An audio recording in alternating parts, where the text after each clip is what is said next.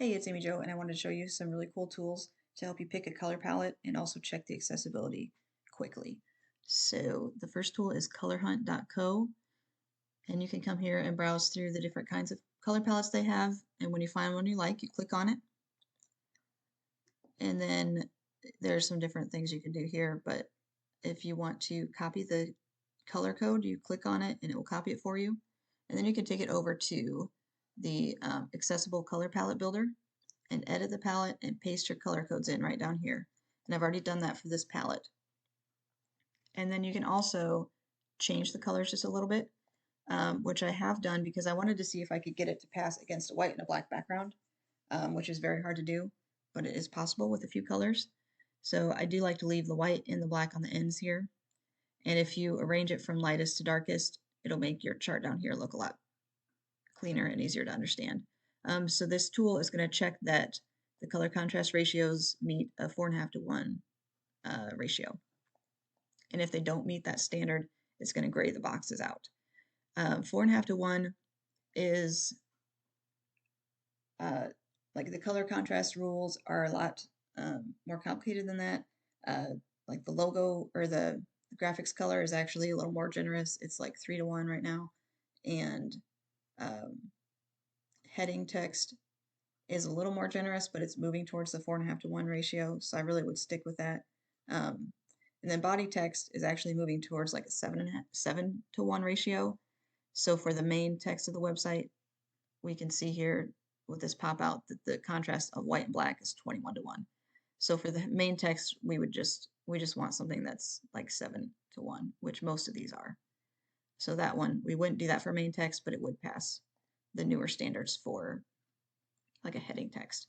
And the newer standards aren't really enforced just yet. So anyway, this chart is really going to give us a good starting point. Let's see. Okay, so that red color, it would pass as a background with black or white text, and it would pass as a background with, or as text on a black or white background then. And you can try different color combinations. We don't need one that will pass on black and white, but it is really helpful if your logo is like just one color or two colors, because then, say your logo is this reddish color for the picture and the darker color for the text.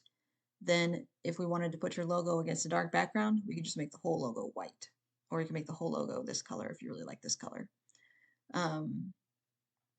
So that's always an option. Or you can make the whole logo this red color, and then it could be against white and black, but it wouldn't pass against any of these other colors. So it's kind of, you're not going to get a full chart of it passing against everything, but you want a few options for dark backgrounds and a few options for light backgrounds. So I did find a color palette that is a bad example. These purple shades are very pretty, but then we basically have very few options. We can use a black background for any of the text, or we can use any of the colors with black text. So we do want a little more variety in our color palette than this. So these options, I don't like them, but if you have several options for dark backgrounds and several options for light backgrounds, that would be great for the website. Oh, and then once you find something you like, you can copy and paste this link right here, and that is going to give me all your color codes and take me to this graph so I can look at it, and I can check the different, like it'll give me the actual ratios I can check to get the body text where we want it.